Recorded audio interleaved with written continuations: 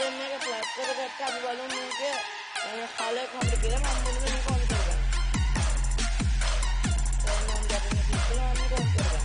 ඔන්න ඉතින් මුලින්ම මේකේ නිල් කලර් එකක් දාන්න.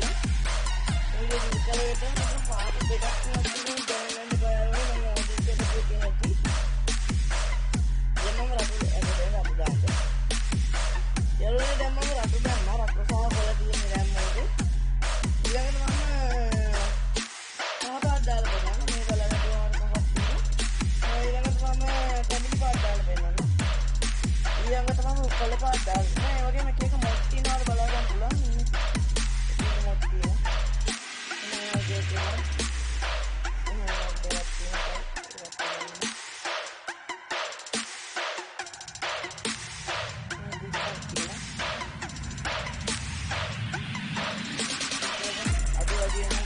brightness होता है मैं क्या मादा करना बोला मैं ये आगे आगे